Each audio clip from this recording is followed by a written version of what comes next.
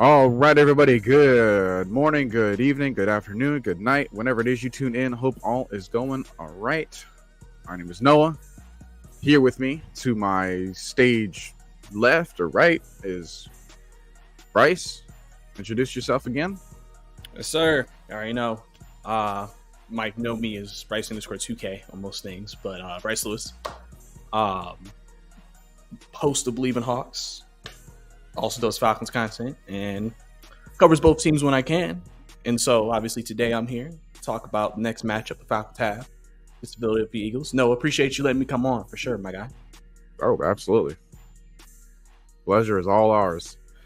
Speaking of ours, let's take a look at anybody that is tuning in right now, because I know that we talked about this upcoming stream, and I just wanted to see who is here with the early attendance. If you guys want to go ahead and show yourselves, let everybody know that we are here before we kick this thing underway. So, as we're waiting for that, I got a couple of questions for you. Yes, sir. Whew. Let's go, Jonte, Ozier. We got A-Town for life. Welcome in the building. All right, my question for you is, what happened on offense? I mean, realistically, from what I've seen, it's a combination of multiple things. It seems like that we saw on Sunday. Obviously, the Kirk Cousins, is he healthy? Is it a mental block? Is it a physical block? Obviously, he didn't look like the Kirk Cousins that we're used to seeing. Obviously, this is Zach Robinson's first time calling plays, and we can make criticism about no play action, no quarterback movement. Some of the things he did, was it really as effective for the offense? And then also, just at the end of the day, the offensive line not having a great game, especially Caleb McGarry against TJ Watt getting absolutely destroyed out there, right tackle. We can look at the coaching adjustments and say they didn't make enough adjustments to affect that. But at the same time, I mean, he pretty much wrecked the game. And he's considered the best defensive player in the game. So, and Raheem actually said it yesterday, I believe. He was like, you can't stop him from making plays in the game because it's just that good, but you try to limit it. And I always said if they didn't get 2 penalties on 2 fumble recoveries, he would have had like 3 in the game. So that kind of tells you what he did and how impactful he was. And then obviously when you have one guy wrecking your shop, that motivates the other guys. And we knew Pittsburgh had one of the best defensive lines, pass rushing groups in the league. So that was my biggest concern going into that game, is that there's a reason why Pittsburgh, always has ferocious defense, and it's because of those guys up front. And the Falcons saw that. So there was a lot of things there, I think, that contributed to the loss. Rust, like I said, it was where is Kirk with his Achilles, offensive line play calling, just a much. That's why Raheem said it. He said we were good defensively as special teams. We just weren't good on offense, and that's what ultimately cost you the game. Yeah, we're gonna get into Caleb McGarry a little bit later because I have a film review that I'm working on, and I'm gonna be honest with you. I don't think it was as bad as people make it out to be with him, all things considered, because, like you say, he's the best defensive player right now in the NFL. And he wanted to make sure that we knew that, right? Like, anytime you have someone else going from another home stadium and is able to hype up the crowd and take a bow at the end of the game as if we just put on our own performance, like we expected this to happen, like that is something that only he can do. And we just witnessed that. So as far as that's concerned, I'm actually not super worried about Caleb McGarry. It was everyone else up in the middle. Like Jerome was saying, like he's worried about Dahlman. I was worried about Lindstrom because I think after he had that injury scare and they took him out of the game in the second quarter, he was discombobulated and he was looking really bad the rest of the way. And that was really concerning for him. Matthew Bergeron was every now and then line up against Cameron Hayward, and that's the battle that only Cameron Hayward could win. It's just a matter of like, all right, well, what do you do to stop him? And one of the other things I noticed is that when we were on offense, right, like everyone's going to point out that we were in pistol or shotgun like 96% of the time. The only time we were actually under center was that running back sweep to pick up the 4th and 1 to Bijan, and in the very next play, Ross Dwelly, man, you got to work on your timing. But we were very obvious and we were very predictable. And one of the things that made it so much easier for that Steelers defense to beat us was they were picking up on every little detail we showed them. We didn't even know that we were showing those things, right? Like I had in our Discord, someone posted up a TikTok of someone else. It's like examining Kirk Cousins' stance when he was in pistol. And it's like, he's got both feet like right next to each other in a normal stance. He's not how he was when he was in shotgun in Minnesota or in Washington, where he had his left foot forward when receiving the ball. And that could work if you're in pistol so as to not shift your feet a certain way to give a tell. But the fact that he was also kind of that way in regular shotgun, it made it seem like he wasn't yet comfortable with his planting foot, which is what got injured. So we were looking at those throws where it's like he had up the middle to Ray McLeod, and one of them got batted as he threw it, but the longest pass was 20 yards and it was accidental. That is just not something that you see out of your quarterback. Now we have older quarterbacks in the league. We just saw Aaron Rodgers come back from the same Achilles injury. Granted, he had about like 7 more weeks to heal up a little bit faster. And given whatever Aaron Rodgers is known for in the offseason, as far as the treatment that he does for his body, maybe those are kind of the difference makers. But he looked a little bit better as far as like mobility in the pocket and comfortability with himself. And I just want Kirk to get there so we can actually use him as a quarterback again and not as a statue that just hands the ball off as we run left. So, and that was the other thing I wanted to point out was like going back, like we had the very first 3 scripted plays for us on offense was just like runs to the left. I understand what we were trying to do there. We wanted to run away from TJ Watt, but at some point in time, you're not letting TJ Watt guess for anything else. Like you said, we had no play action. So TJ at some point was being unblocked. He had a free rush and he had to make a choice early on in the game. It's like, all right, well, do I go after the quarterback or do I go after the running back? At some point, he just straight up gave up on going after the quarterback because it's like he never had the ball after that. So why do it? And then he starts running back and then causing up a loss for a tackle.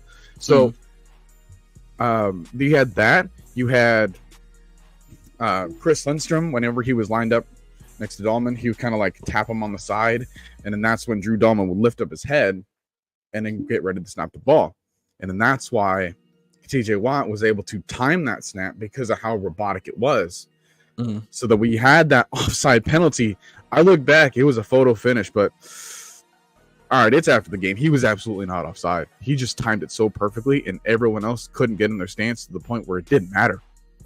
So we have to be less obvious in what we do as an offense. And that way, we're not helping the team beat us.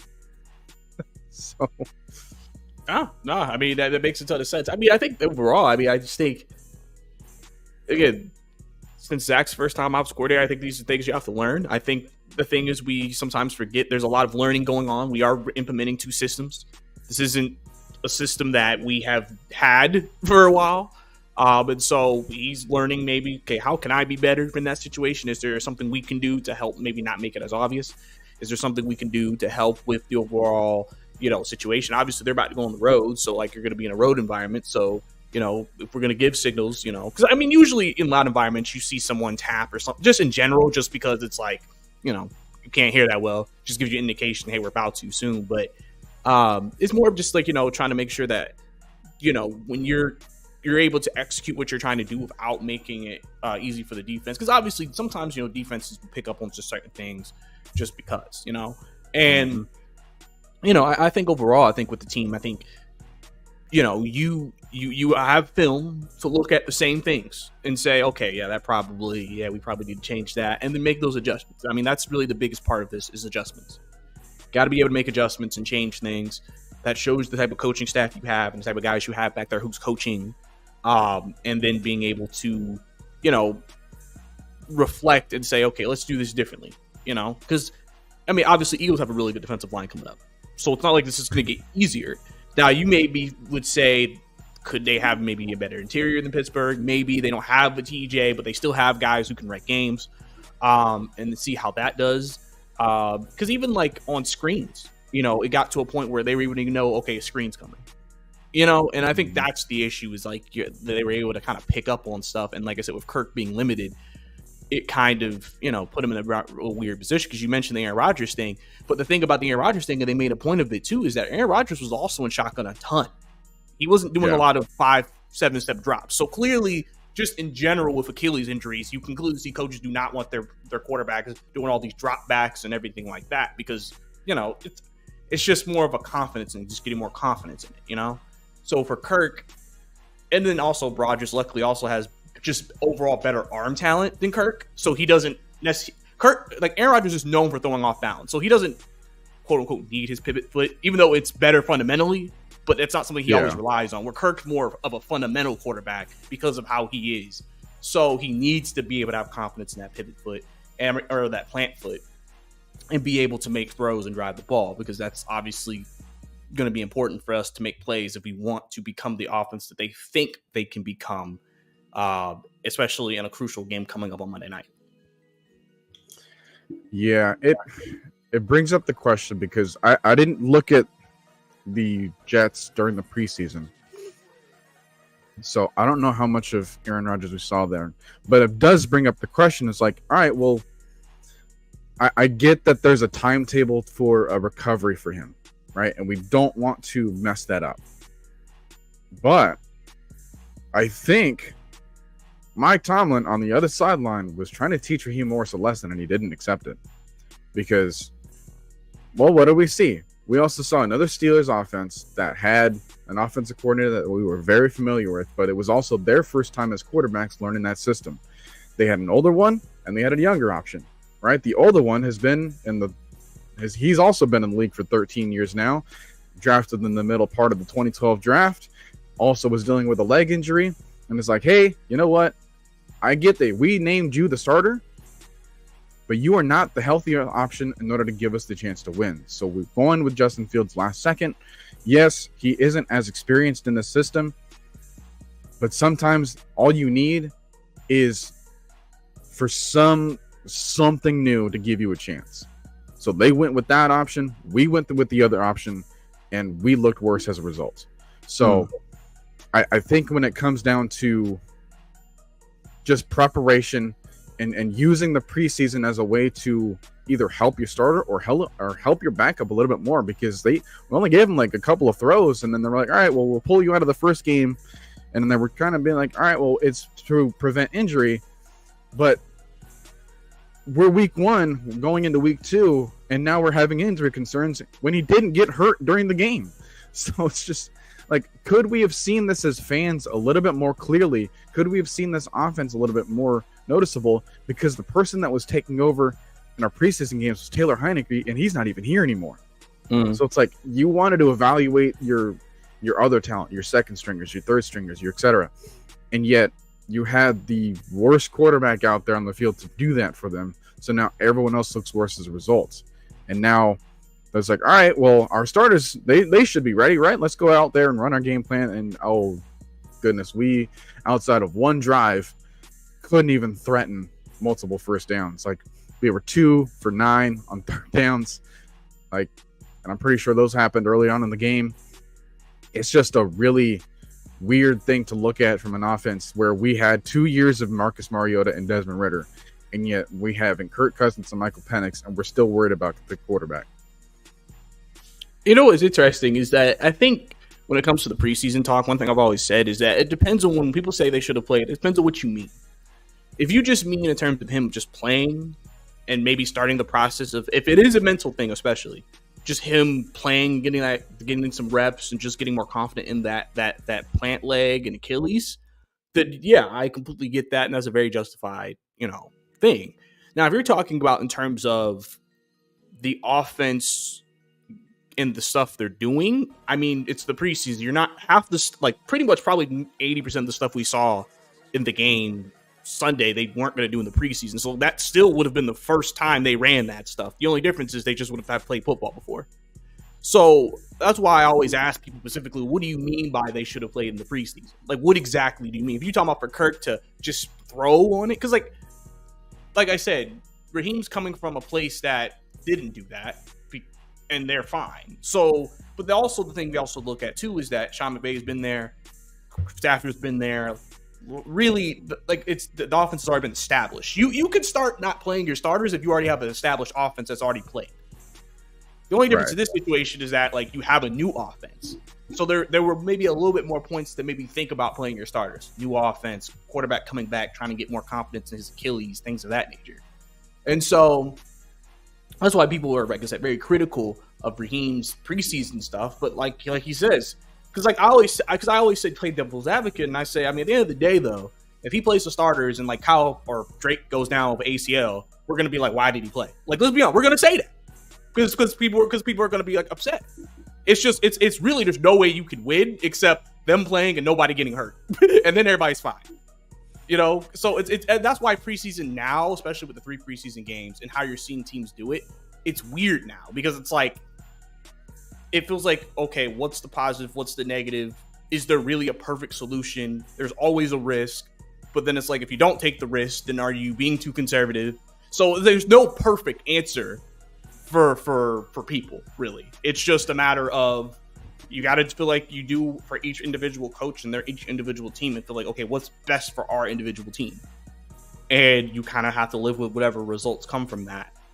And Raheem has just taken I'm not going to get anybody hurt, especially after the Miami week when 3 people went down. He's like, all right, yeah, this is definitely justifying me not playing anybody.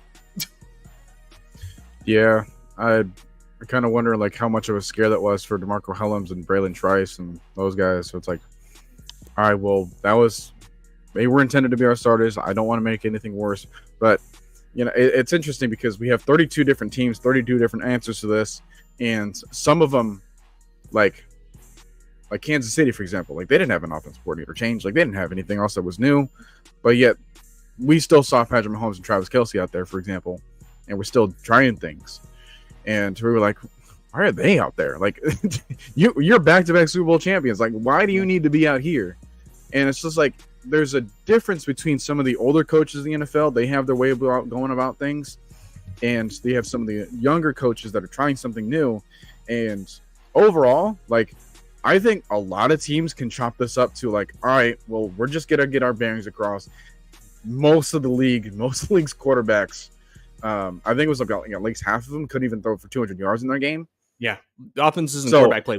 Lot of rust, a lot of slow playing offenses, and I think that it's going to develop over time for some of these teams, ourselves included. It just makes it so much amplified when we're going to be on prime time for this game on Monday night, Sunday night the previous next game, and then we're going to have a division rivalry matchups, like a gauntlet of them, and like all those offenses, they're already clicking. Like Philly scored up 34 points, and granted they could have lost that game had there not been for the Packers, like, you know, kind of shooting themselves in the foot early with the inability to capitalize on the turnovers that they had to start those games. So it's like it was 6-0. It very well could have been 14-0, and then they just lost by 5. Like any of those kind of mistakes can matter. And Eagles, they were not perfect in themselves.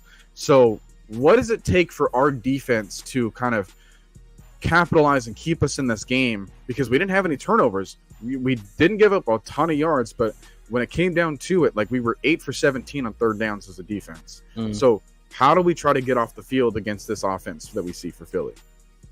I mean, I think as the game went on, I think the defense played better. I mean, if you think about what they did, I mean, especially with 3 turnovers, not allowing a touchdown. I mean, they pretty much, you know, did what they needed to do in terms of, you know, what you would want your defense to do. Obviously, you could say could have forced a little bit more turnovers, things like that, obviously, right? But I think for the Eagles game, it's going to be interesting. Obviously, this is going to be a different type of game. They're not going against an offense that will be anemic and Arthur Smith calling plays. You know what I'm saying? I had this conversation with him before the game, and he was like, all right, well how are you not giving Justin Fields a chance to be good against this team? I'm like, look, he might get you a field goal. And that's exactly what he did. All he gave you was field goals. Like, Steelers as an offense, they never threatened us in the end zone. Like, I don't think they had a route. Like, and that was despite how George Pickens was playing against AJ Terrell. And we'll kind of get into that matchup a little bit later. But, like, I was still kind of right. Like, we absolutely did everything we did as a defense to mitigate and limit. Like, I remember, like, halfway into the game, Justin Fields had, like, 40 passing yards. It wasn't until the deep pass before the end of the half and in the other plays in the third quarter to the first deep shot that counted towards Pickens. Like if George Pickens wrecked us then in the game and he left the field 85 receiving yards total, like he did a lot worse to other teams. So I'll be fine with that as an end result. It was just everyone else. Like the matchup that I wanted to pay attention to was Mike Hughes and what he could do against the second wide receiver, which was Van Jefferson. And Justin Fields like never threw it his way. Like I think he got one catch for 1 yard. Yeah, so I had to look at Mike Hughes in a different sense, and they were kind of blitzing him and they were sending him in run support a little bit more, and he had to pay attention to other things. So I think he did pretty well. But yeah, now we're facing AJ Brown, Devontae Smith, Saquon Barkley in the background, Dallas Goedert, who's a secret like impactful player for the Eagles offense. Like I think they said like the completion percentage when he's not on there, when he's not on the field for Jalen Hurts is like a almost 10% difference, just because of him being a check down in the middle of the field or whatever. So there is a lot of things to focus on, and that's something that Justin Fields never did. They never challenged us with anything else. Like, all right, we're gonna try something with Pickens, we're gonna try something with Freiermuth. No one else had 3 targets. So it's going to be a much more spread across the field, and we have to learn that, all right, everyone's going to be ready. And I do want to make sure that we see some improvement in the guys like Justin Simmons, who was playing off of a rushed being on the field. Matthew Judon's the same way. Like they both had some impact on that game, and I want to see them get more comfortable in their roles as a defender. Who else do you want to be able to focus on to give us a better matchup in this game? I mean, I think overall, I feel like, there was really no one outside of maybe AJ that you were like, okay, he didn't really have a great game, I guess. AJ pretty much is going to be the guy on AJ Brown. So he's going to be AJ versus AJ. So whoever wins the AJ battle, I think will be very important in this game. I know he didn't have the best game against George Pickens, and so I know people are kind of getting on to him for that. But, if he can do what he needs to do there, I think that'll help. Again, because like I said, Mike Hughes is going to have a better matchup this week against Devontae Smith. He obviously has to step up in that. Secondary is going to be tested this week. So this will be a great game, I think, for the safeties to potentially have a really good game. Hurts got picked off a few times last week. So, they're by their safeties. I feel like there'll be some opportunities for this defense to create plays, and that can be very timely for this offense. Give them short fields, get them some rhythm. I think when you look at the offense and want to get them rhythm, it's just about get a confident drive, get them score a touchdown, things of that nature, and just get them on an upward trend.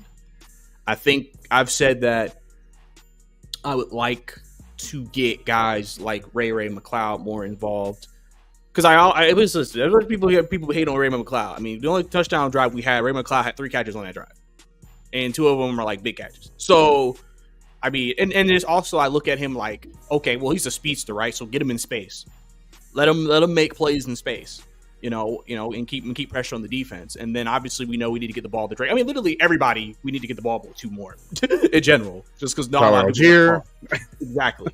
So we need to do more evenness within the offense, spreading the ball out, letting people get more opportunities to make plays. And then obviously, like I said, offensive line just has to hold up in this game. Like I said, their interior is probably their strength.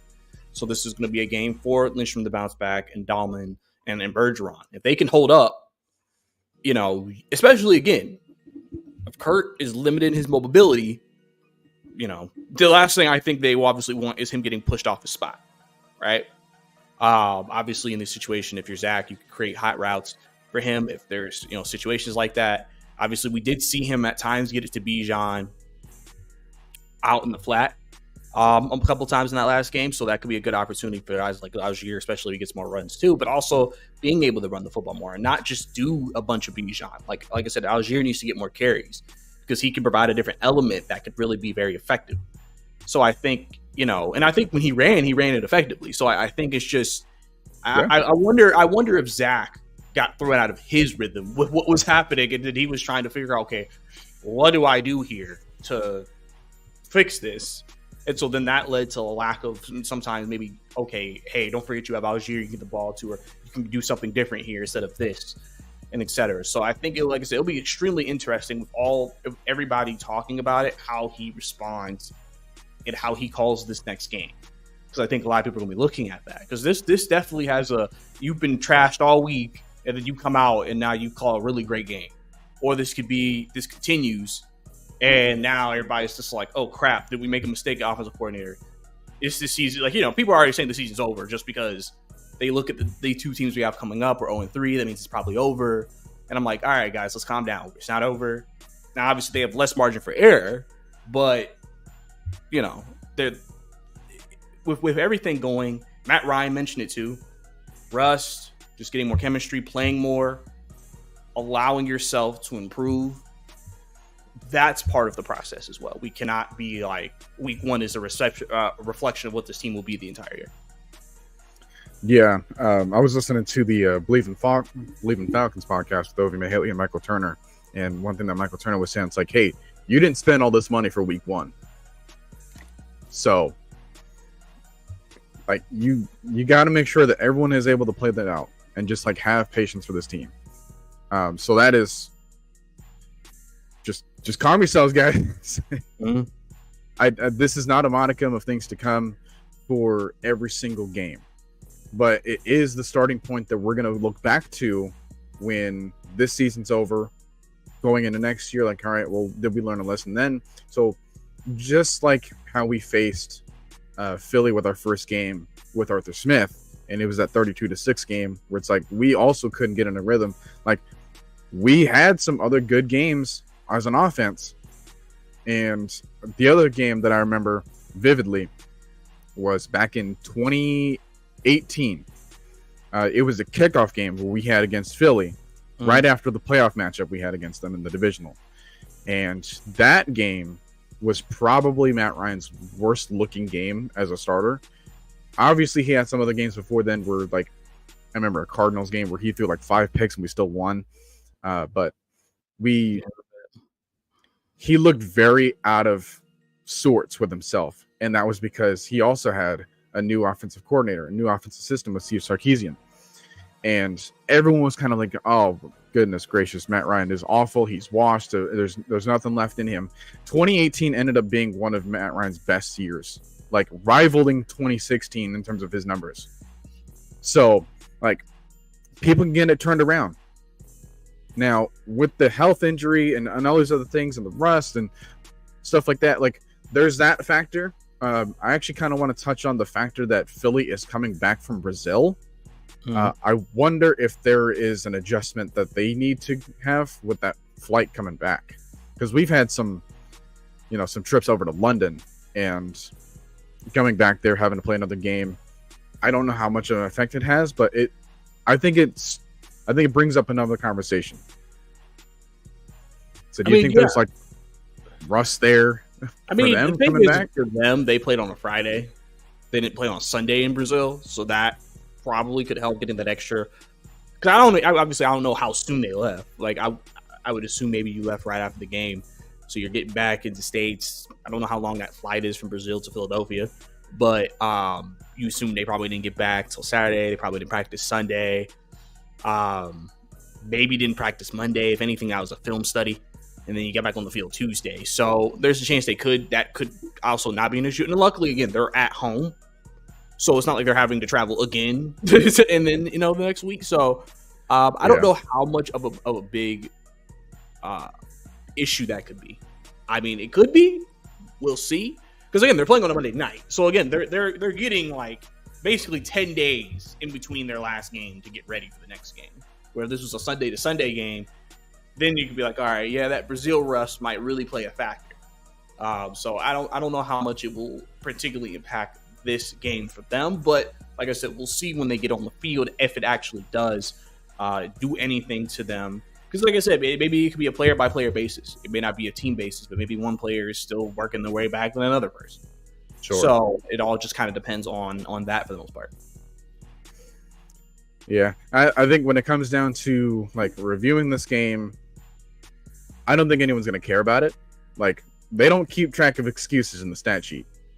And same goes for us as well. So let's just play our way and we can get through this. So, yeah. I mean, because like I said, after this 3-game stretch of hell, as some people call it, you play 3 straight NFC South teams, right? You would assume Panthers are a win. And that's the last out of the 3-game stretch. And then you got to see what happens with the Saints and Bucks, which both look good. Obviously, Saints play the worst team in the league in the Panthers, but they look good. And then Tampa Bay, again, the Commanders, a lot of people think will be like a bottom 5, bottom 10 team. And this is the beginning of their rebuild. Like, they're not expecting to look good right away. Yeah. So, we really don't know how good Tampa Bay or New Orleans is yet. We don't know. So, I mean, there's a chance. I mean, I've always said the key to this season for me is they have to win. If they want to firmly grasp this division, they have to sweep the division. They have to win the games. Because if you lose these 3, then you win those 3. Now you're back to 3-3 before you go into your 7th game, which is against Seattle. And now you're in the, okay, let's see where we're doing now. So, just getting this game could be huge if they're able to get it on Monday. Because let's say you do lose Kansas City, right? You're 1-2, but then you got 3 straight divisional games. You win those games. Now you're 4-2, and now every concern we had is gone for the most part. So, if hopefully in those 3 games, offense improves every week, Kirk improves every week, and we don't suffer any major injuries. And now we are feeling better about themselves. So that's why people say it's week 1, like you can't overreact. Yes, we know what it looks like, but because I'm seeing some people saying, oh man, I'm afraid this might be a blowout. And I'm like, I don't think that it will be, but I don't know. Like, it's one of those things where, like I said, a lot of people are just spooked from the game. So they're just like, I have no confidence in this team. And all of it stems from the Kirk Cousins and thing, and we'll have to see, because obviously you got the why doesn't Penix play type thing. I said at the end of the day, 2 people forget. Falcons don't have a 3rd quarterback on this roster. They don't even have a 3rd quarterback on the practice squad. So even if you start Nathan Peterman was on there. Oh yeah, they did sign Nathan Peterman. My fault. He's on the practice squad, but really, I don't want to see him. Yeah, that's what I'm saying. Like, you don't want to see Nathan. He's like the worst quarterback who keeps getting a job. So you pretty much are if like I said, if it is truly a mental thing, literally all you can do for Kirk is just let him keep playing, and just let him get more confident. That's really all you can do in that situation. It's not something you could just he can't not play and then expect him to come back. Oh, now I have trust in my Achilles. You kind of have to just let him play, but you have to figure out how to be effective. Yeah, I was listening to Ovi and Michael talk about that too. It's like sometimes you just need to get hit just to let your body gets comfortable with being hit, and like you need to put your certain parts of your body that went through those injuries and be like, all right, well, I'm okay, because you got to remember, like this is Kirk Cousins' like first major injury that he's had in his life almost, and sometimes he doesn't know how to get into that mentality of coming back and trusting it again. But we have a lot of people on this team, like Matthew Judon, having to trust his bicep or whatever, like when rushing the passer. Like that's pretty important for him. Troy Anderson's much of the same. He was a quarterback as well. So it's like these guys can probably help him. It's just like getting mentally ready. And no one is a better example right now than Michael Penix coming back from an injury, especially dealing with his legs. So I think that those conversations need to be had as well.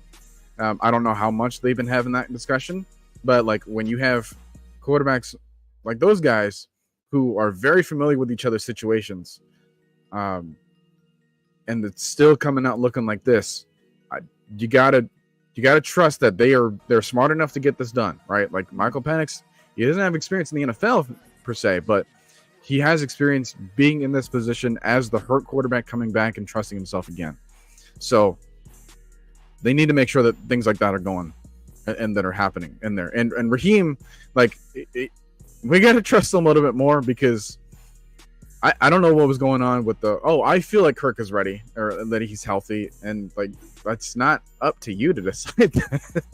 And it's not, especially not up to a feeling that he's ready. Like, let us know right now, is he ready or not? Because, we can have that conversation a little bit later in the season. Like, all right, well, do we see Penix at all in the season, or are they trying to make sure that Cousins like finishes this out, like, no matter what, just to justify the contract that we gave him? Because I think he can be equally as helpful when he's on the sideline as was Russell Wilson was for Justin Fields, I'm sure. Like, sometimes you got to suck up your pride and be like, all right, well, I want the best person on the field for this job. And if the best person is the hurt person, then go with the next person that's more available for you. Yeah, I mean, like I said, at the end of the day with that, it's optics. If he goes out there and plays well, people are going to be like, you can't start Kurt again. And it's just like, and that's only just because he was a top 10 pick. That's the only reason why. Because they feel like, well, you might as well just go with him. And because there's no way you could have two guys playing well on the same team at the same position, especially quarterback. If you only can have one. If two play well, the other one needs to play. So that would be the big issue which I think people are wondering, how much does that influence their decision? Like, okay, if we have Penix play and he plays well, people are going to be like, we got to stick with Penix in that situation. Because I don't know if you would feel that way if Penix plays well. Because it's weird to say he has to play bad to justify putting Kurt back in there. It should be like, okay, we want a backup quarterback to come in and play well in general, just anyway. But even if he's our rookie, it's okay to say if Kurt's better, okay, we can put it back in there. Yeah, no, part of me still wants to pay attention to Pittsburgh right now and see like how they deal with that discussion too, because like Justin Fields can go out there and start again and look a lot better than he did against us, and then they're having that conversation. So how does Mike Tomlin deal with that, and then how can Raheem Morris like learn from that lesson? Because obviously Russell Wilson was by far a more mobile quarterback than Kirk was, but it's not like Kirk couldn't move at all before this. So like, you just gotta take these situations and learn from everyone that's around you, right? Like Raheem Morris had this put people first mentality, and I kind of want to, and I want to stick with that. I want to hold that to him, making sure that he's putting his people first. Because when you're sending out the hurt guy just to try to trust himself in the situation in a game that actually matters now, it doesn't seem like you put him first. And I don't want this to be a sign of things to come, right? Like, I don't want this to be like, oh, well, now Justin Simmons and Matthew Judon and Darnell Mooney are like wondering if they signed with the wrong team, because we heard this coach speak in this lip service, and now we're getting into the game, and the person that we wanted to trust the most is not in a position to win us football games right now. So like, hey, like Darnell Mooney chose us over the Chiefs, right? Like Matthew Judon chose us over the Bears. Justin Simmons chose us over New Orleans. All those three teams are winning. Yeah. And like, I don't want that doubt to settle in the locker room when it's like, all right, well, I thought I saw Penix look pretty good in practice for us right now. Like, he trusts himself, he trusts his legs, and I think he's also really equipped for the pistol and shotgun and these kind of things. Like, I don't see how he can mess it up any worse than what Kirk looked like, but we'll see. Because one last thing I'll say about the Pittsburgh, they barely rushed more than 4 people. So they didn't have to send blitzes. Again, could it just be that's because we already knew what was going on before the snap, so we didn't have to do anything? Or was it just because, like, hey, we trust our 4 guys to get there because our 4 guys are Alex Highsmith, Cameron Hayward, Larry Ogunjobi, and TJ Watt. And their alignments was something that I don't think Philly's going to be able to replicate either, because they had a wide 9 stance for both of them, which is why they were thriving in that outside zone, stopping those plays and getting around the edge. Like, they don't really, like, Philly doesn't really do that, but they will have a scenario where it's going to be a 3-on-2 up in the middle. And if you don't provide protection in front of Kirk Cousins, then he can't step up in the pocket.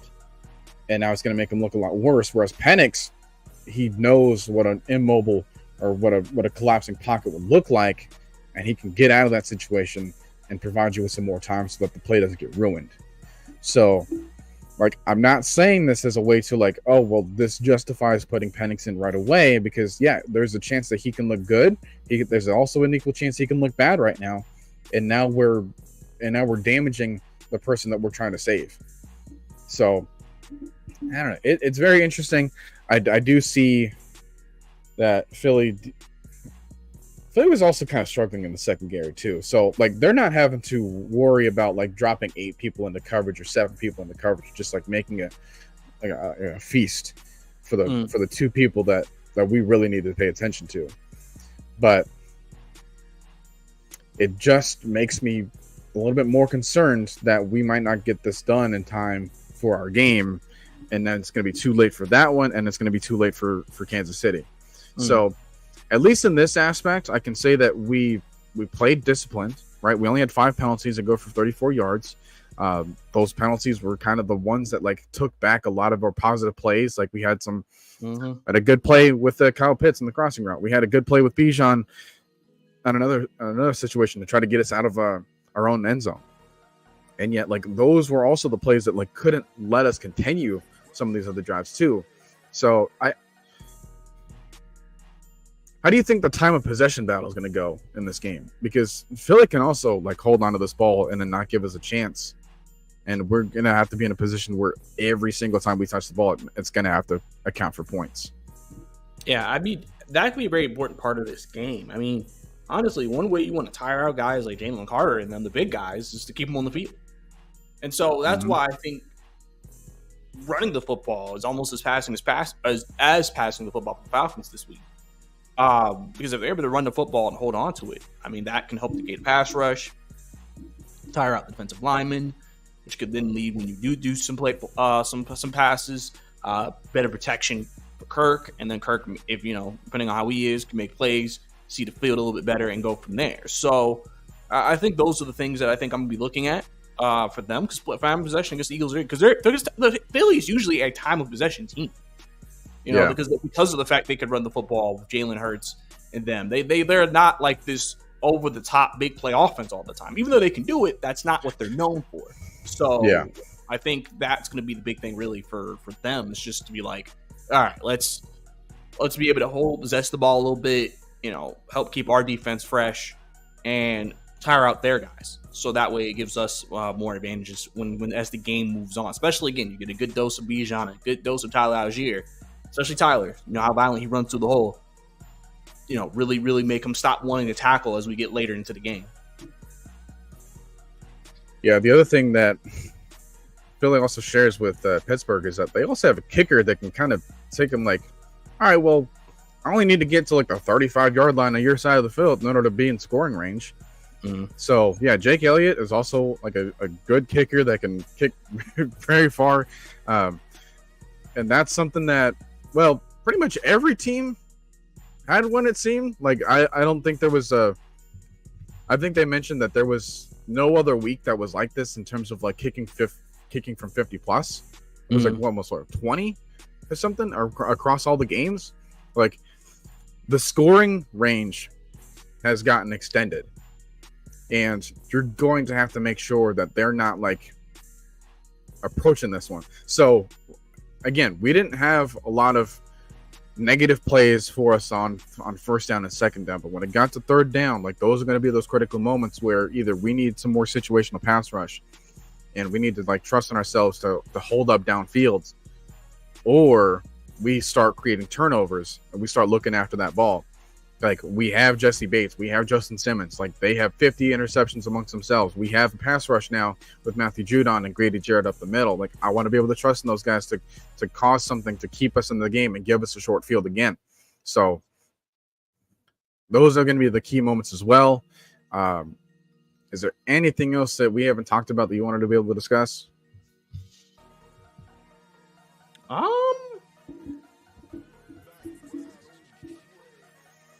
Not necessarily, unless you just want to go ahead and kind of be like, what is your number one keys to the game against the Eagles on Monday night for the Falcons to be successful?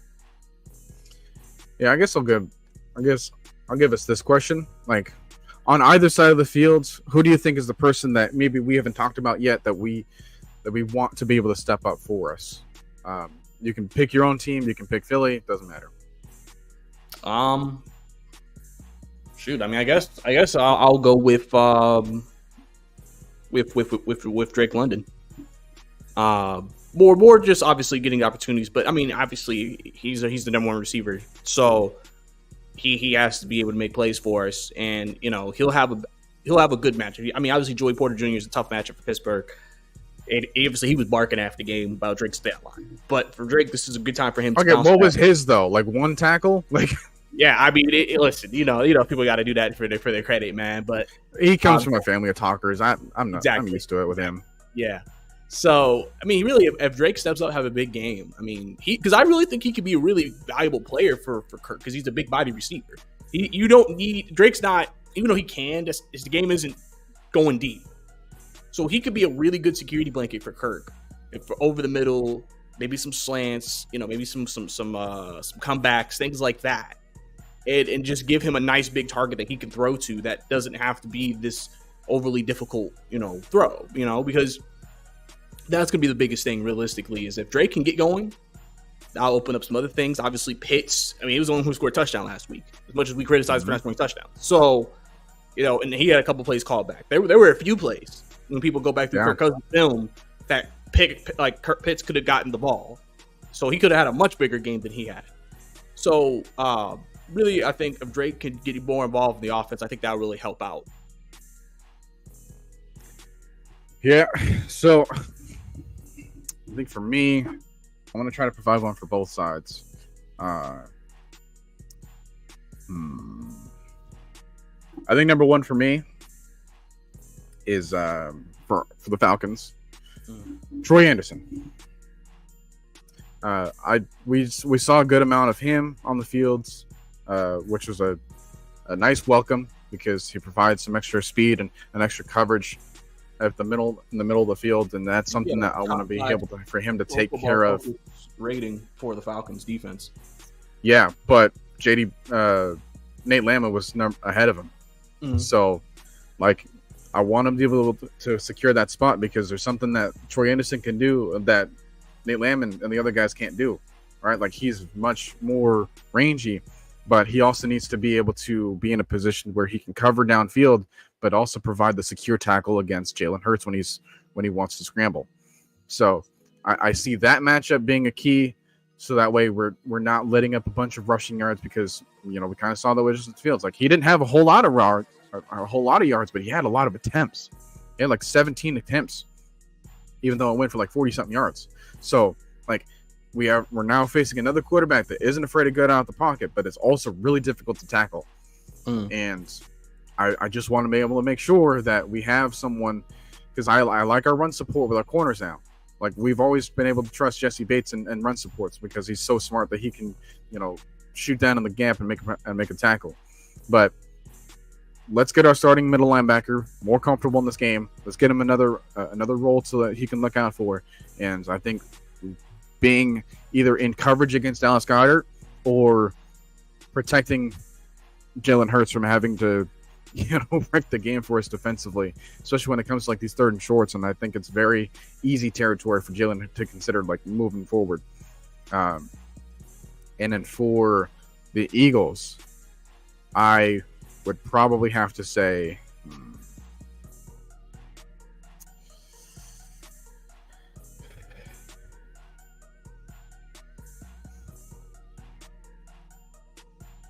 it might be weird, but I'm kind of going Kenneth Gainwell. I saw a good amount of him in places where Saquon wasn't on the fields, and they also provided him with a couple of different things too. Like he was also picking up some screens and dump offs on the side and getting to the other rushing attempts. So if we can control him, then it just leaves Saquon with all the touches, and it might not give him a chance to like recover or like heal up or you know, be on the field as often. So I think that he's going to be the person to get the ball a little bit more this time, so that they're not completely relying on Saquon, even though he's a great player. But I want to be able to make sure that, because we've seen Kenneth Gainwell for a couple of years now, and we know that he can also be a threat in the passing game and in the pass coverage, or pass protection rather. So I'm kind of thinking him. I don't know why that, like, his name's sticking out to me for this game. Okay. Yeah, I mean, obviously those sneaky guys can always, impact the game. You so focus on Saquon, then he gets off, and then now we're gonna be tweeting about how we letting the second street running back beat us and not Saquon. So, that is a good name to mention for sure, because he can be impactful for them at times. Yeah.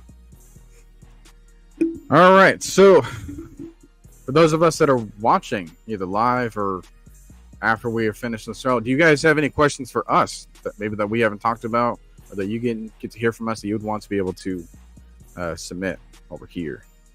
Because we're probably going to end the show in about 10 minutes.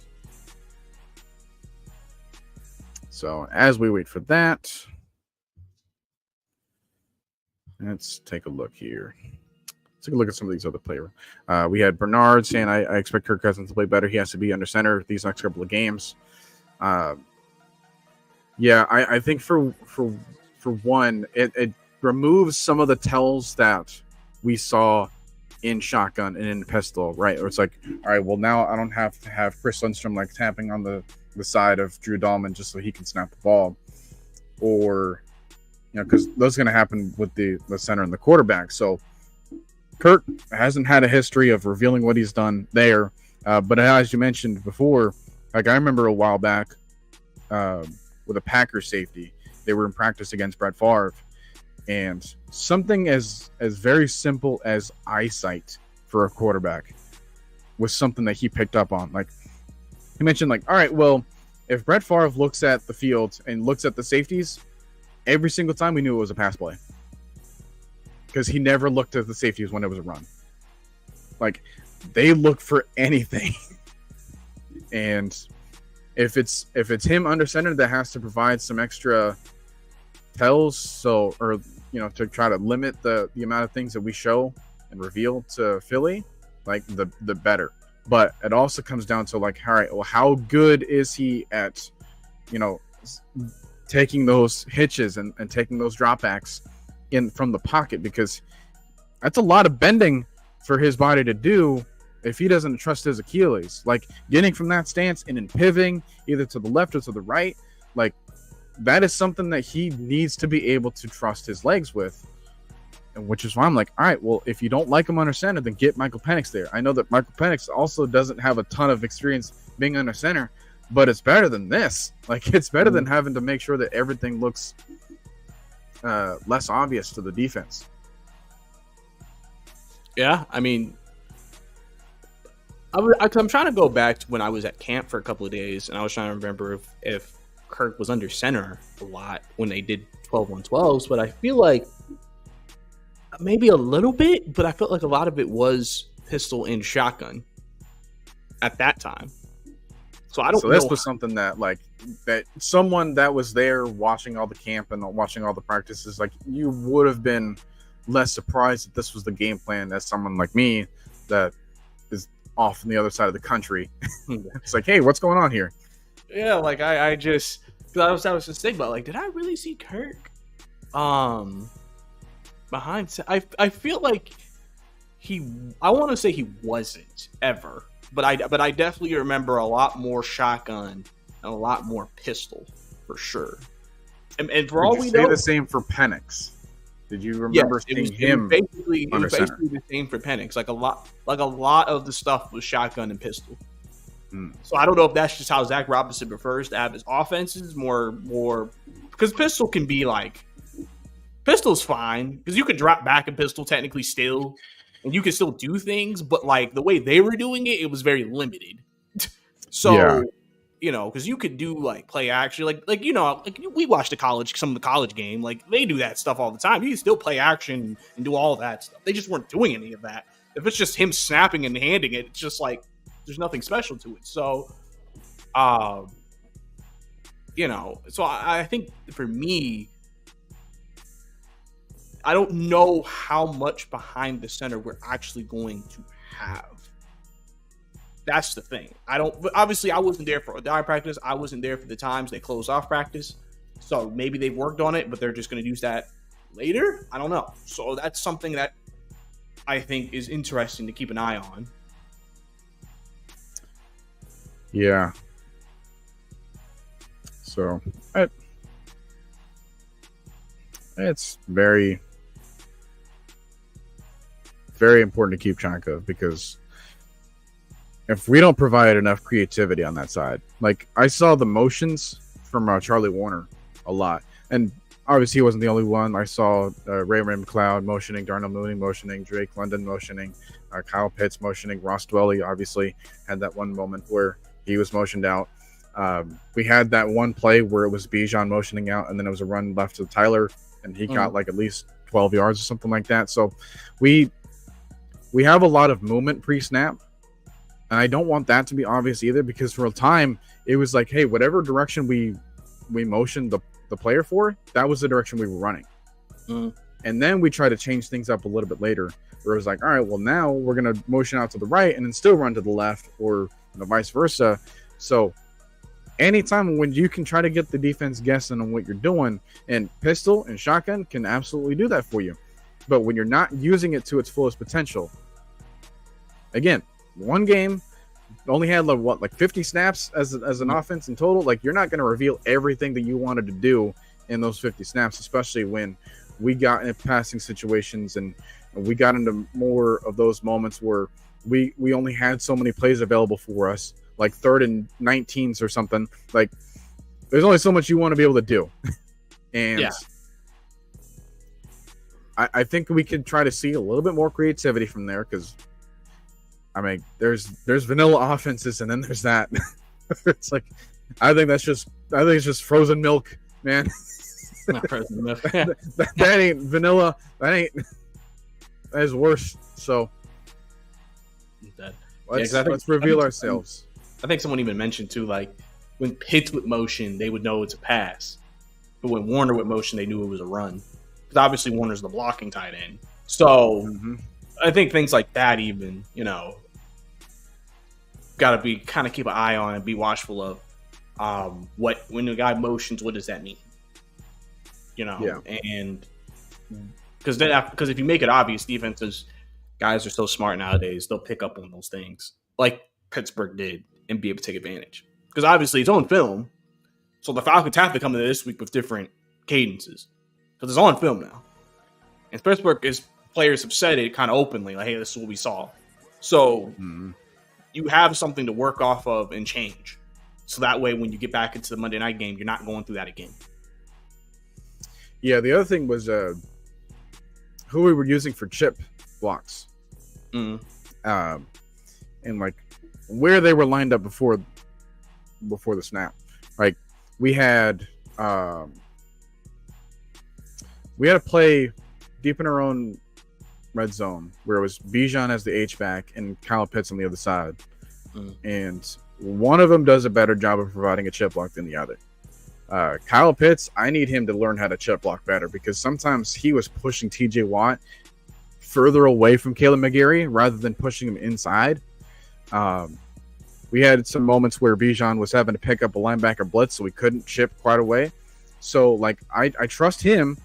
Sometimes he wouldn't be big enough to, like, provide a chip for, like, Alex Highsmith on the other side, but at least he was trying.